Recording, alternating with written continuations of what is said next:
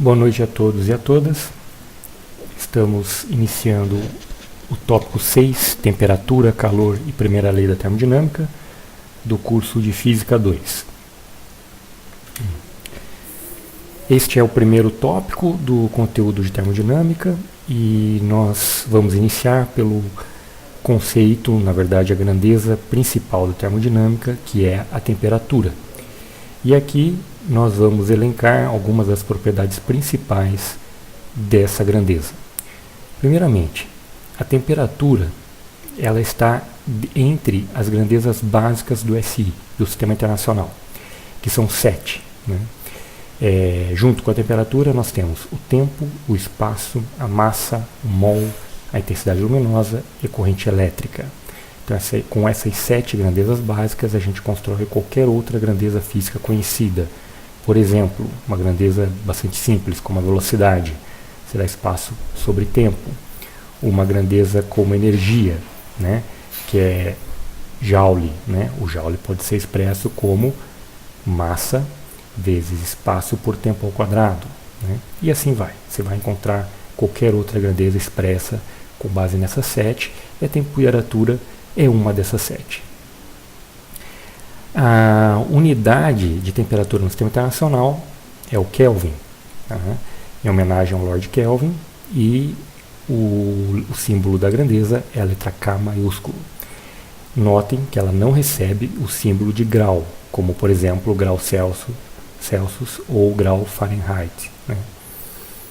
Existe um limite inferior de temperatura que corresponde a 0 Kelvin, mas não existe um limite superior. Isso não é nada intuitivo. A princípio é um fato experimental, do ponto de vista da termodinâmica clássica, sem uma teoria microscópica.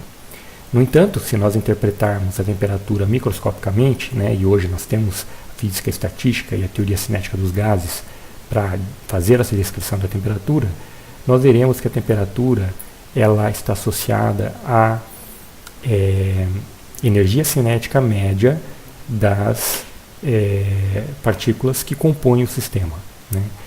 E como nós não temos energia cinética negativa, é natural de se supor que a energia cinética média mais baixa seria zero, que corresponderia então a uma temperatura zero, quando o teu sistema termodinâmico é um sistema tal em que não existe movimento. Isso dentro do contexto da física clássica. Dentro da mecânica quântica, nós sabemos que pelo princípio da incerteza não vai ter como o sistema estar completamente parado. A gente costuma associar a temperatura de um corpo com a energia térmica que o corpo possui. Entretanto, os dois conceitos são distintos, ainda que exista correlação entre eles. Então é normal a gente dizer que um corpo está mais quente, ele tem uma maior temperatura, uma mistura de conceitos que não necessariamente são a mesma coisa. A gente vai ver que a energia interna do corpo não é a mesma coisa que temperatura, por exemplo. Então é importante já começar a ter clareza sobre isso. Podemos quantificar a temperatura associando-a às propriedades dos corpos. E alguns exemplos são a pressão de um gás, a dimensão de um sólido, a resistência elétrica de um material, a diferença de potencial elétrico no ponto de contato entre metais, a viscosidade de um fluido, entre várias outras grandezas. Então, isso é um ponto importante para a gente começar a entender o que é temperatura, porque a gente vai começar de uma maneira bem empírica, quando a gente começar a definir agora nessa aula. Em que a gente associa a temperatura a alguma outra propriedade que a gente saiba medir e que a gente vai associar a temperatura a ela. Por exemplo, vamos pegar aqui um bastante comum, é a dimensão de um sólido. A gente sabe que é possível, à medida que você aquece um sólido, esse sólido pode expandir ou sofrer uma dilatação térmica, certo? Então, essa dilatação térmica ela pode ser usada para medir a temperatura. Então, a uma determinada dilatação, você associa um valor de temperatura e constrói uma escala à medida que você vai transferindo energia térmica para esse corpo ou fazendo algum outro tipo de interação que mude a temperatura desse corpo. E todos esses outros parâmetros também podem ser usados, certo? Inclusive, muitos termômetros usam essas propriedades, né? Um exemplo é o termômetro de mercúrio, né? Que é um fluido que se expande em função da temperatura. Ou seja, está nessa característica aqui da dimensão de um sólido ou de um líquido, né? Dilatação de um líquido, né? No caso seria dilatação de um líquido, como está escrito aqui. Outros tipos de termômetros, resistência elétrica, tem termômetros que funcionam dessa maneira, medindo a resistência elétrica. Nós temos, por exemplo, dentro do Laboratório de Física Moderna, um experimento, que é o experimento de Millikan, que usa uma resistência elétrica para medida de temperatura. Um outro tipo muito utilizado é a diferença de potencial entre dois condutores, que é o utilizado para medida de temperatura com medidores bastante pequenos, onde você consegue fazer uma medida bastante localizada, né? A viscosidade já não é um caso muito utilizado, embora a viscosidade possa depender fortemente da temperatura, ela não é uma propriedade muito fácil de você ficar medindo, não é muito rápida, não é muito conveniente, né? Então ela depende bastante da temperatura, pode ser um bom sensor de temperatura, mas não é conveniente, não é prático. E por último, a gente pode destacar aqui que a quantificação da temperatura através do tato humano é uma das mais subjetivas que existem, né? Ou seja, dentre os nossos sentidos, talvez a medida de temperatura pelo tato seja um dos piores, né? A gente consegue perceber a intensidade luminosa com um certo erro, a gente consegue perceber a intensidade sonora com um certo erro, mas não tem erro maior do que medir a temperatura com o nosso tato, né? Um exemplo clássico é você acordar de manhã num dia frio de inverno, acabou de sair da cama quentinho e coloca a mão sobre uma chapa de ferro ou um piso a temperatura ambiente. E ao mesmo tempo colocar a sua mão sobre um cobertor nessa mesma temperatura ambiente. Você vai sentir que essa chapa está muito mais fria, né? E pode eventualmente inferir que essa chapa está com uma temperatura menor que o cobertor, né? O que não faz nenhum sentido, porque os dois estão a temperatura ambiente, ou seja, estão à mesma temperatura, né? O que faz você ter a sensação da chapa ou o piso estarem em uma temperatura mais baixa não é pelo fato delas estarem com a temperatura mais baixa, mas pelo fato de que o piso ou a chapa metálica conduzem calor com muito mais facilidade, possuem uma condutividade térmica muito mais alta, então eles têm a capacidade de roubar energia do seu corpo a uma taxa muito mais rápida do que o cobertor, que é um isolante. E dessa forma você sente um desconforto pelo fato de estar perdendo essa energia, e aí você atribui isso a uma temperatura mais baixa, o que não é verdade, né? Aqui nós temos um gráfico de temperaturas que a gente pode observar na natureza. Como essa faixa é muito alta, é interessante classificar esses fenômenos numa escala logarítmica. Então a gente tem, por exemplo, aqui na faixa de nanokelvin, as temperaturas mais baixas que normalmente são encontradas no laboratório, lembrando que essa é uma gravura da 7ª edição do Halliday, ou melhor, da 8ª edição do Halliday, que já tem aí pelo menos, sei lá, uns 15 anos, talvez 10 anos. Então é provável que esse recorde de baixa temperatura já tenha sido batido. Bom, passando desse limite extremo, a gente vai ter, dentre os materiais, o hélio 3, né, o isótopo 3 do hélio, que vai vaporizar em uma fração de 1 Kelvin, né, coisa de 0,4 Kelvin, né, por aí. Então uma temperatura baixíssima realmente para um gás, né, um dos gases que liquefaz em temperaturas mais baixas. Ali da ordem de 3 Kelvin, né, nós vamos ter a temperatura do universo, né. O que quer dizer isso? É a temperatura no espaço vazio, tá? É o remanescente da energia inicial que se diluiu a partir do Big Bang, né? Então essa energia está diminuindo porque o espaço está expandindo e saiu de temperaturas altíssimas, que é esse 10 a 39 aqui no extremo da escala, até hoje em dia, que é da ordem de 3 Kelvin. Bom, subindo agora dramaticamente, a gente vai ter, dramaticamente não, né? 100 vezes. a gente vai ter o ponto de fusão da água, né, a transição do sólido para o líquido, que a água funde, que vai ser 273 aproximadamente, né, 273 Kelvin. Né. Depois aqui um outro exemplo é o tungstênio, que é um metal que tem o ponto de fusão mais alto, né, tabela periódica, que ele vai fundir aí, se eu não me engano, a 3000 Kelvin nessa faixa. Depois nós temos a superfície do Sol, como outro exemplo, que está a 6000 Kelvin.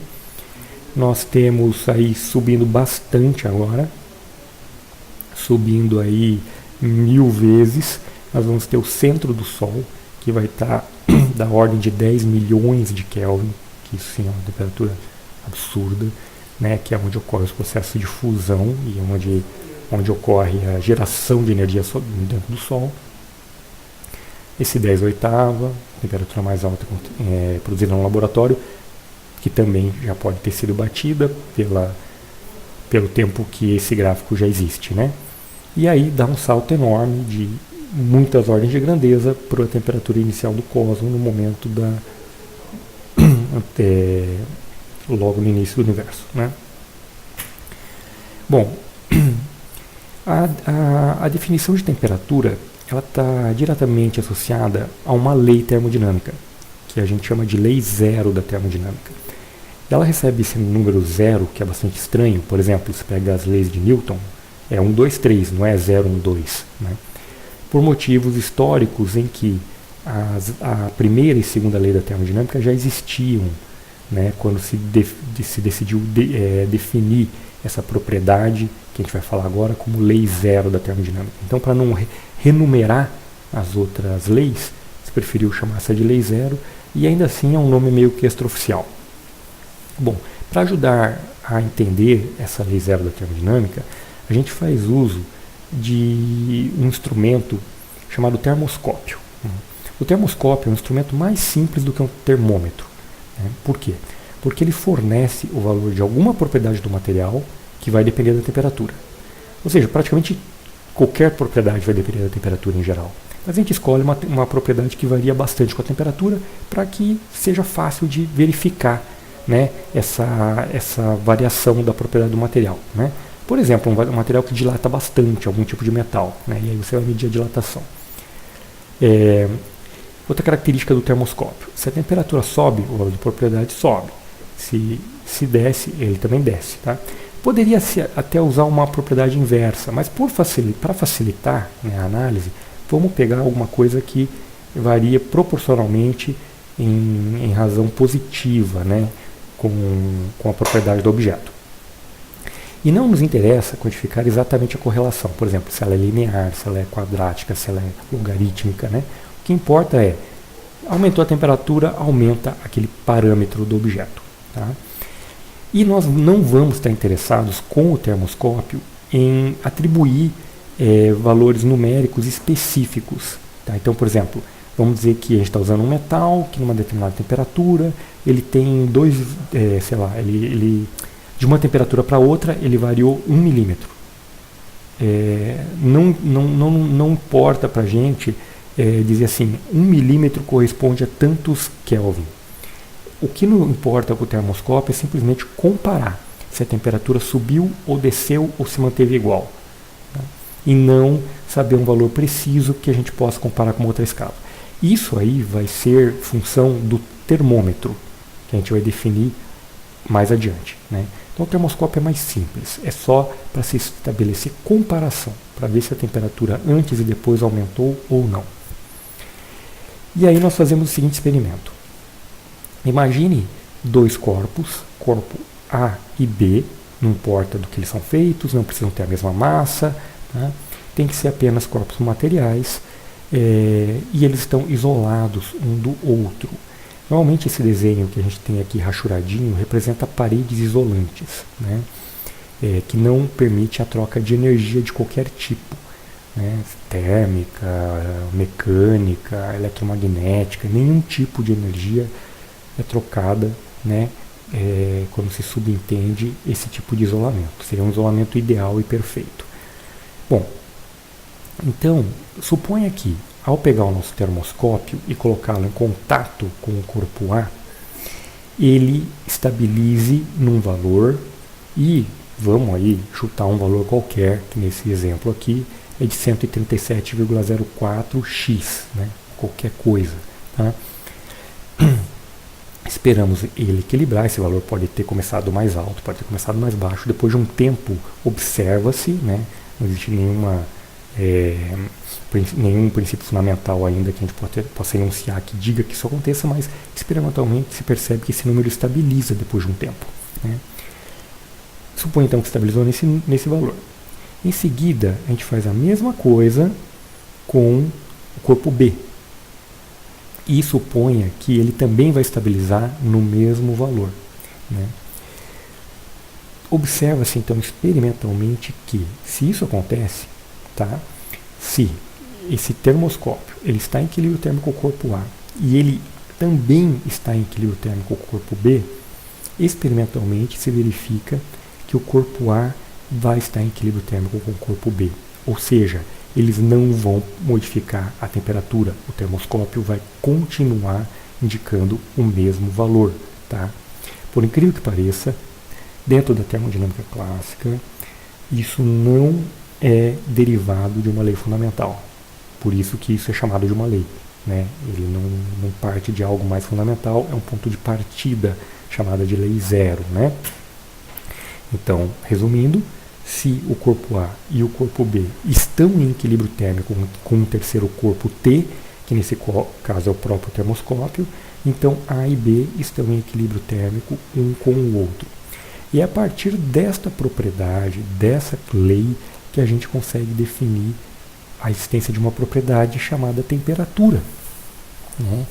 E é a temperatura que vai nos dar essa indicação do equilíbrio térmico. Então, tá? Mas vamos agora quantificar a temperatura. Né? Vamos aprimorar o nosso termoscópio. Né? Para fazer isso, é interessante, antes de mais nada, antes de escolher um termômetro qualquer, definir um termômetro que tenha alguma vantagem física. Um termômetro cujas propriedades são mais fundamentais e são menos dependentes dos materiais do qual ele é feito. Né? Os termômetros comuns, como um termômetro de mercúrio, um termômetro de lâmina bimetálica, um par metálico, uma resistência elétrica, eles são úteis para as aplicações práticas. Tá? Porque eles são robustos, muitos deles, eles são rápidos, eles são baratos. Né? Mas do ponto de vista da física, tá? Dos conceitos fundamentais, eles não são as melhores opções, porque eles podem variar bastante conforme a forma como eles foram fabricados, conforme o material do que eles são feitos, e isso então não é uma boa base para a definição básica de temperatura. Então agora nós vamos fazer essa escolha. Né? E dentro da termodinâmica, a escolha do termômetro que é feita é baseada em duas características. Primeiro, escolher alguma propriedade física para servir como referência de temperatura, de tal forma que a gente diga, olha, quando determinado material está naquela condição, a gente atribui um determinado valor de temperatura. Então a gente tem que escolher essa propriedade. E feito isso, a gente vai escolher um tipo de termômetro, tá, cuja propriedade desse termômetro também seja mais invariante quanto aos materiais do que é feito esse termômetro. Então, são duas escolhas, então. Uma referência para a gente fixar o valor da temperatura e o outro é o método, que é o tipo do termômetro que a gente vai usar para fazer essas medidas. Bom, o material que se escolhe é a água. Né? E a gente poderia, a princípio, escolher, por exemplo, a transição entre alguma fase da água. Né? Então, por exemplo, a gente poderia escolher como referência, lá escolher 0 graus Celsius como sendo a temperatura em que a água funde. Né? Mas por este gráfico, que é um gráfico que mede pressão por temperatura, a gente vê que a temperatura em que a água funde depende da pressão. No caso particular de 1 atm, tá, ela vai fundir no que a gente chama, cadê aqui, ó, 0 graus. Tá vendo? Em 1 atm a água vai passar de gelo para líquido, que é desse cinza azul acinzentado para o azul, tá? Ele vai passar em 0 graus. Mas, por uma pressão mais baixa, ele vai passar de sólido para vapor direto, sem passar para líquido. Ou vai passar de sólido para líquido numa temperatura um pouco mais alta, então vai variar. Ou seja, tem toda essa faixa aqui para que ocorra essa transição. Então essa não é uma boa escolha, porque eu tenho que ficar fixando vários parâmetros para dizer, olha, é a água líquida, é a fusão da água, a gente vai escolher como ponto de referência para dizer, olha, aqui é o nosso zero, quando a água funde a 1 atm. Né? Então você tem que especificar a pressão para estabelecer o valor de temperatura. Né? E a gente percebe aqui que vai ter uma condição em particular, que é quando essas três interfaces, sólido, líquido, líquido, água e sólido, líquido, perdão, desculpa, sólido, líquido, líquido, vapor e vapor sólido vão se encontrar, que é esse ponto aqui. É o chamado ponto tríplice da substância, que no caso aqui é a água. Por se tratar de um ponto, ele só tem um par de parâmetros que correspondem, que definem esse ponto. Então, se a gente escolher como o valor de referência, como a condição da água para o qual a gente vai definir uma temperatura, a gente não precisa ficar especificando mais nada. Basta a gente produzir a condição em que sólido, líquido e vapor coexistem, que nós vamos ter certeza que nós vamos estar no ponto triplo, sem precisar ficar controlando pressão, temperatura e tudo mais. Né? Se esses três casos coexistem, né, em equilíbrio térmico, evidente, tem que esperar o sistema passar um certo tempo para o sistema encontrar o equilíbrio térmico, e ele tem que estar bem isolado do ambiente para que ele alcance esse equilíbrio térmico, né, senão ele vai ficar sempre trocando com o ambiente. Então, uma vez que eu alcançar esse equilíbrio térmico, eu garanto que eu estou nesse ponto, que é um ponto com uma temperatura muito bem definida e uma pressão muito bem definida. E aí nós atribuímos a este valor, a esse ponto, que é o ponto triplo da água, a temperatura de 273,16 Kelvin. A gente define esse valor. Ele não é deduzido de nenhuma propriedade mais fundamental, é uma escolha. A gente vai ver que essa escolha, mais para frente, tem a ver com a escala Celsius, tá? Mas não deixa de ser uma escolha. Tá? Então eu já atribuí esse valor, 233,16 Kelvin. Feito isso, agora a gente vai definir um método de medida de temperatura. Né? E o método que nós vamos utilizar é o chamado termômetro de bulbo de gás a pressão, a volume constante. Tá? E esse bulbo, então, ele vai ser colocado numa célula de ponto triplo para ser calibrado, vamos dizer assim, nesta temperatura de ponto triplo. Mas isso é o que a gente vai ver agora nesse próximo slide. Né? Vamos entender como funciona o termômetro de gás a volume constante. Né? Ele está desenhado aqui. Então você tem um bulbo com gás. Tá? Esse gás ele não está em contato direto com a atmosfera.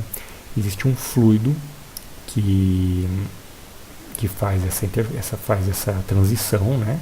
Então ele está confinado por esse fluido, que não deixa esse gás vazar para a atmosfera. Tá? E nós colocamos esse bulbo em contato com o objeto que a gente quer medir a temperatura.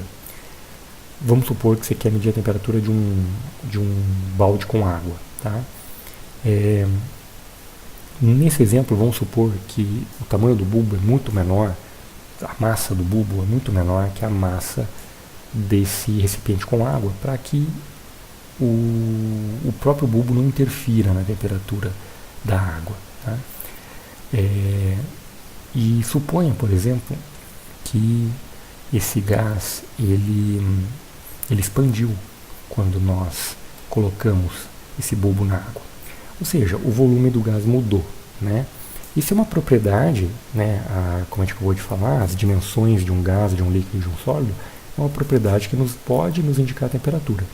Então a gente poderia medir esse aumento de temperatura no líquido simplesmente observando o aumento do volume do gás, que empurraria esta coluna de líquido em cinza para baixo.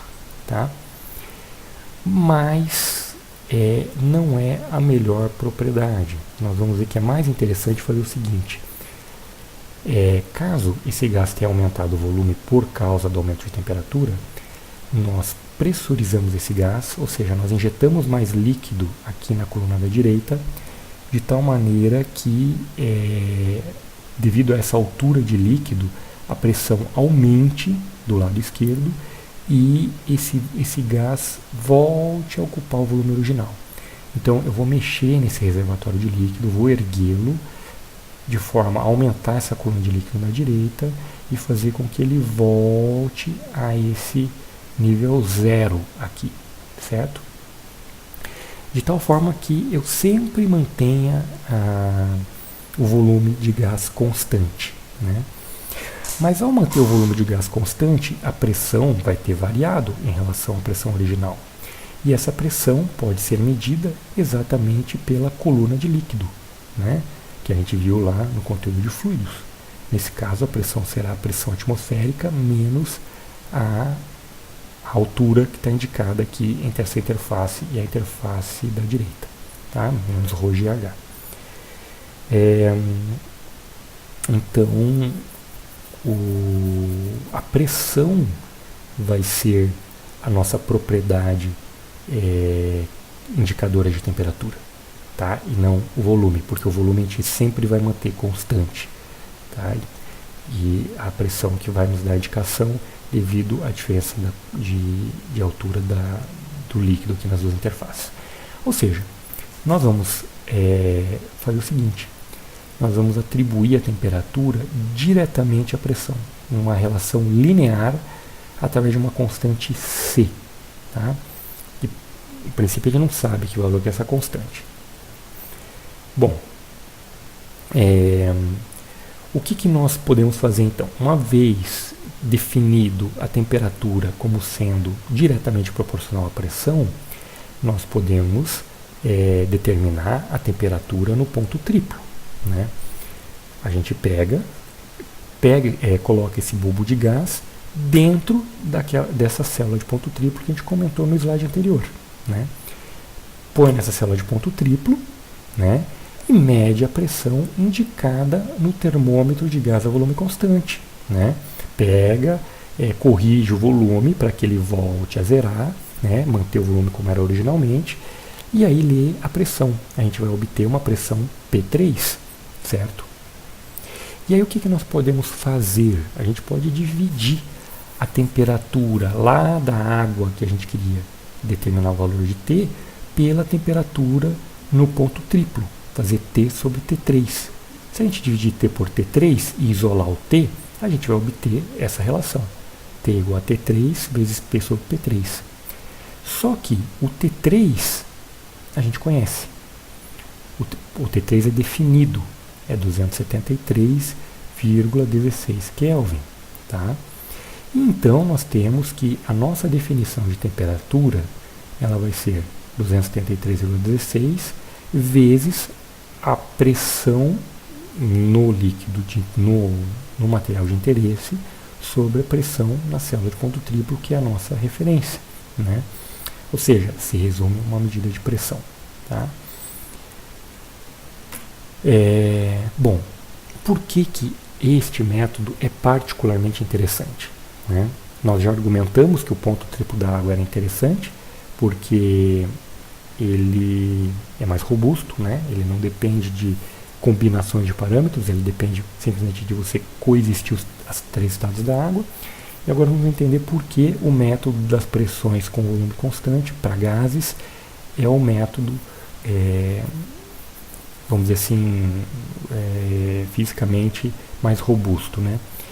É por causa de uma propriedade que se observa experimentalmente também, que é a seguinte. Se a gente fizer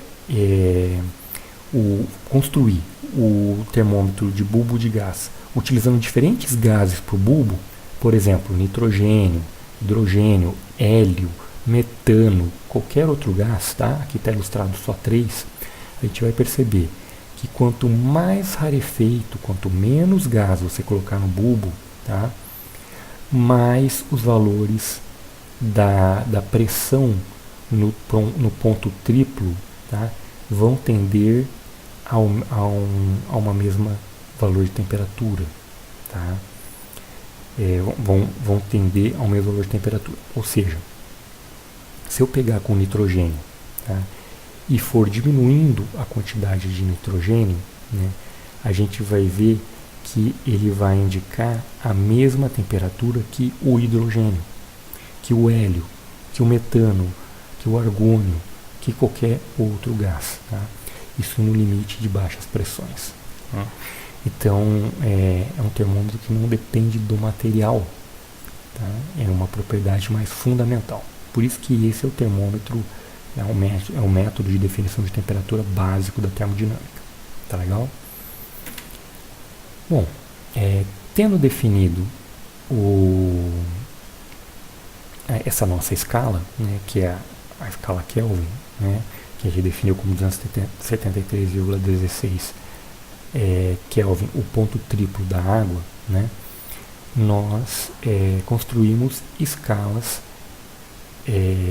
alternativas, né, por exemplo, a escala Celsius, né, que é definida então como a temperatura em Kelvin menos 273,15, tá? Como eu falei para vocês, a escala Kelvin ela foi construída de tal forma que o tamanho do grau Kelvin tivesse o mesmo valor do tamanho do grau Celsius. Ou seja, eu variar 1 grau Celsius é a mesma coisa que eu variar 1 grau Celsius. 1 grau Kelvin é a mesma coisa que eu variar 1 grau Celsius. Dá para ver pela equação, porque Tc igual a T. Não tem nenhum fator multiplicando aqui, tá? Eles só diferem por um desvio constante, né? De menos 73,15, tá? É isso que faz com que... E aí a escala Celsius ela foi definida como tal que a água funde em 0 Celsius, a pressão de 1 atm, e ela vaporiza a 100 graus Celsius a 1 atm. Então essa escolha histórica da escala Celsius, né, fez com que, ao definir a escala Kelvin como tendo o mesmo tamanho da escala Celsius, implicou experimentalmente em que a temperatura no ponto triplo da água fosse 273,16 Kelvin, para ficar coerente com essa escolha, tá? Aí existe a escala Fahrenheit, que é usada, por exemplo, nos Estados Unidos, né? São poucos países que usam, os Estados Unidos é um deles, tá? Em que você vê que a temperatura, a comparação entre Fahrenheit e Celsius, não é uma relação direta, né? De tal forma que o tamanho do grau Fahrenheit não é igual ao tamanho do grau Celsius, né? 5 graus Fahrenheit é igual a 9 graus Celsius de variação, fora o fator constante, no caso é 32 graus, né? Ou seja, o 0 Celsius corresponde a 32 Fahrenheit, por exemplo. E essas escalas podem existir infinitas, basta você definir diferentes combinações. Você pode fazer inclusive escalas de temperatura que não são lineares com a escala Kelvin, tá? Eu desconheço aplicações práticas disso, mas você poderia, a princípio, fazer isso. Tá?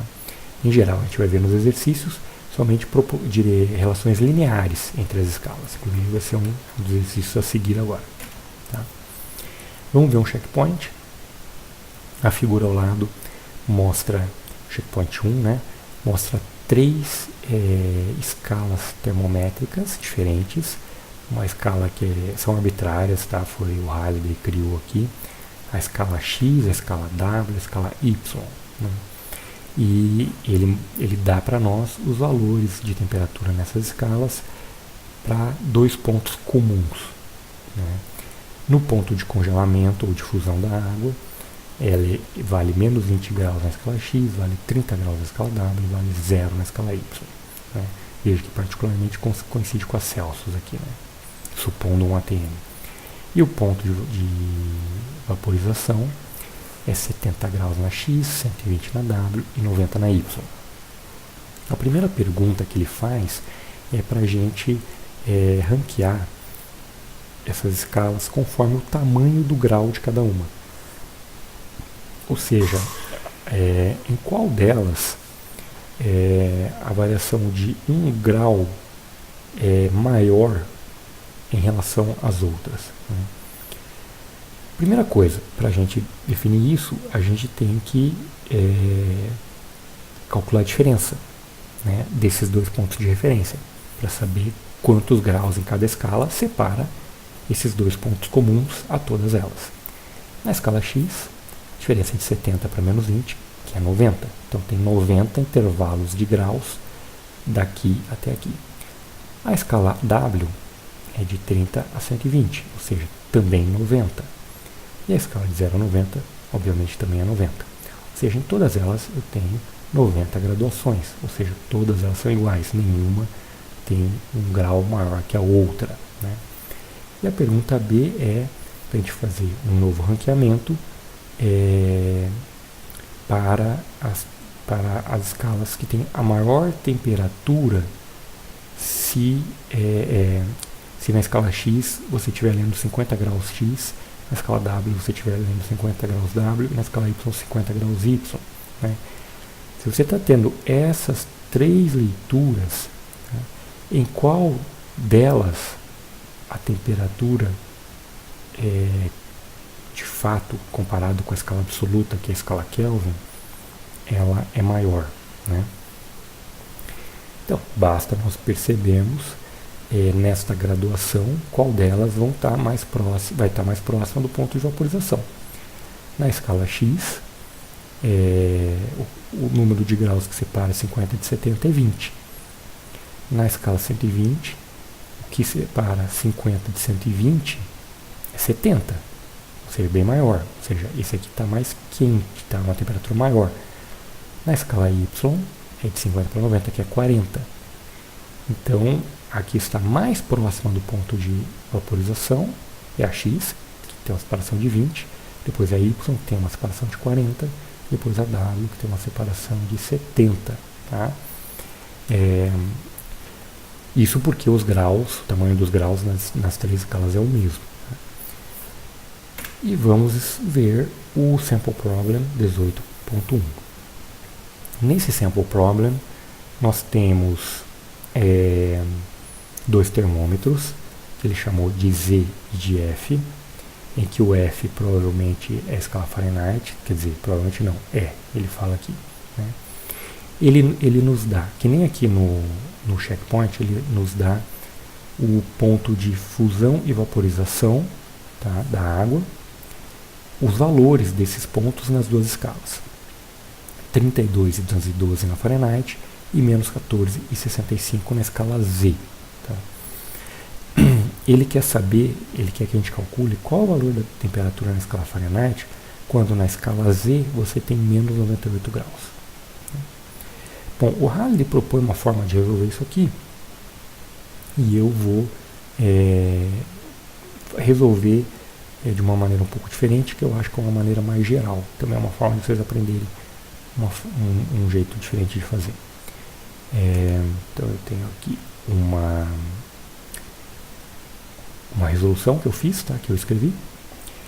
A gente vai perceber o seguinte: a relação de uma escala F para uma escala Z, quaisquer, sendo que F podia ser qualquer escala e Z qualquer escala, se elas obedecem uma relação linear, então nós vamos ter uma equação de primeiro grau, né, em que nós temos o coeficiente angular e o coeficiente linear, que eu estou chamando de A e B, respectivamente.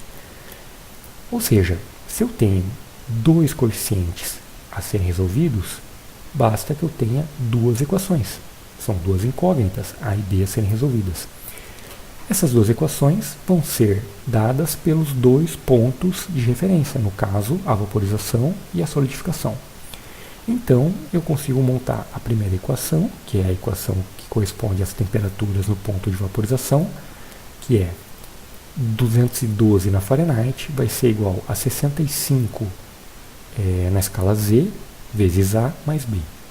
E o ponto de congelamento vai ser 32 na Fahrenheit, substituo F por 32, igual a menos 14 na Z, vezes A mais B. Tenho duas equações linearmente independentes, né, com duas incógnitas. É facinho de resolver. Por exemplo, subtraindo a primeira da segunda, eu vou ter os B's vão se cancelar e eu vou ter 180 do lado esquerdo e 79A do lado direito, quando eu fizer a diferença de 1 menos 2. Isolando A, vai dar 2,28. Posso substituir esse valor de A na equação 1, ponho aqui, vai ficar 212 igual a 65 vezes 2,28 mais B. Isolando B, vai dar 63,8. Agora, basta substituir na equação de F, que vai ficar 2,28A vezes a temperatura em Z que eu quero descobrir, que é menos 98, mais o valor de B, 63,8. Fazendo essa continha simples aqui, a gente vai encontrar que a temperatura na escala F, que corresponde a menos 98 na escala Z, é igual a menos 159,6. Beleza, voltando então aos nossos slides, vamos agora à dilatação térmica. Vamos tratar, em particular, da dilatação térmica em sólidos e líquidos. A dilatação térmica em gases, nós vamos deixar para trabalhar um pouco melhor na próxima aula, no próximo tópico, na próxima aula, no próximo assunto e também no tópico de teoria cinética dos gases. Vamos lá. O que a gente observa empiricamente? Que a variação relativa no comprimento de um sólido, tá, ou de um líquido confinado, ela é proporcional à variação de temperatura. Ou seja, se eu fizer ΔL sobre L, eu vou obter um alfa vezes ΔT, onde esse alfa é o coeficiente de dilatação linear. Tá? Isso é uma propriedade empírica. Isso não vai ser obedecido sempre. Tá? Isso é obedecido em regimes assim, bem comportados de temperatura. Né? Regimes extremos, essa relação linear com a temperatura pode não ser satisfeita. Aí, uma vez observada esta propriedade de que a variação relativa na dimensão linear de um corpo é proporcional à temperatura, é possível mostrar que este resultado leva neste aqui, que é a chamada dilatação superficial, ou seja, a variação relativa na área deste material também é proporcional à variação de temperatura e, mais do que isso, o coeficiente de proporcionalidade é igual ao dobro do coeficiente linear. É fácil mostrar isso, tá? Simplesmente percebendo que a área do corpo é o produto das dimensões lineares, das duas dimensões lineares. Desse produto das duas dimensões lineares sai que sigma igual a 2α.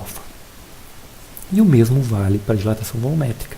A variação relativa no volume de um material é proporcional à variação da temperatura e o coeficiente de proporcionalidade, que a gente vai chamar de beta, é o triplo do coeficiente linear.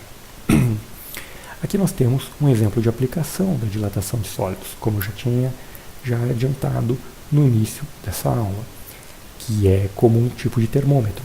Então o que você pode fazer?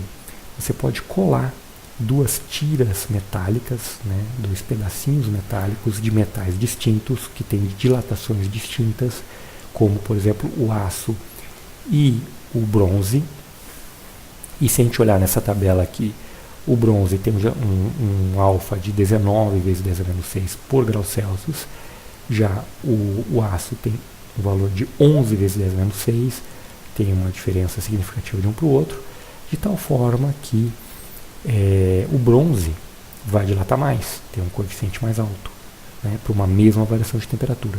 Como eles estão colados, Isso vai fazer com que o bronze curve por fora e o aço curve por dentro, para que o tamanho do bronze fique maior do que o tamanho do aço.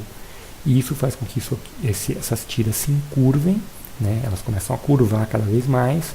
Inclusive você pode construir isso de forma espiral e com isso você pode engatar um ponteiro na terminação desse par, né, de metais. E conforme a tira vai curvando, o ponteiro vai entortando, vai girando. E isso serve como um medidor de temperatura, né? Esse tipo de termômetro, por exemplo, ele aguenta muito mais temperaturas altas do que um termômetro de mercúrio. Então ele pode ser usado para um forno, por exemplo, ou para um ambiente industrial, né, que você tenha mais impactos mecânicos, né, ou variações de pressões ou temperaturas mais altas, né. Vamos ver um checkpoint 2, sobre o conceito de dilatação térmica, em que ele mostra para a gente 4 placas metálicas, né? Essas 4 placas metálicas vão ter dimensões que são L, 2L ou 3L, né? Só podem ser combinações de uma dessas 3, dentro dessas 3 possibilidades, né? E ele quer perguntar o seguinte: supõe então que essas 3 placas são feitas do mesmo material e que essas 3 placas sofrem a mesma variação de temperatura. A primeira pergunta é: qual das placas vai ter um maior aumento na sua altura, tá? Uma maior variação de altura vertical, né? Não é variação relativa, tá? É variação absoluta, né? Se as placas são feitas do mesmo material e nós vemos que a variação absoluta é também proporcional ao tamanho do objeto, né, é fácil perceber que os corpos 2 e 3 vão sofrer a mesma variação de altura, tá? Porque ao longo dessa dimensão vertical eles têm o mesmo valor de L, né, que provavelmente é 3L, né, que só pode ser L, 2L ou 3L. Então aqui nesse caso, como é a maior das dimensões, vai ser 3L. Depois nós teremos o corpo 1, que tem uma altura vertical de 2L, e depois o corpo 4, que tem uma altura vertical de 1L. E a segunda pergunta é: em qual deles você vai ter a maior variação absoluta da área? Da mesma forma, a variação absoluta da área, essa aqui é a variação, é proporcional à área. Então o objeto que tem a maior área vai ter a maior variação de área, pois todos os outros parâmetros são iguais. A variação de temperatura e os coeficientes são os mesmos, pois os materiais são os mesmos. Então 3 é o que vai oferecer a maior variação de área, seguido de 2 e seguido de 1 e 4, igualmente com a mesma variação entre eles, entre o 1 e o 4, né? Pois o 1 e o 4 têm a mesma área entre si. Ou seja, é proporcional à área o tamanho da variação.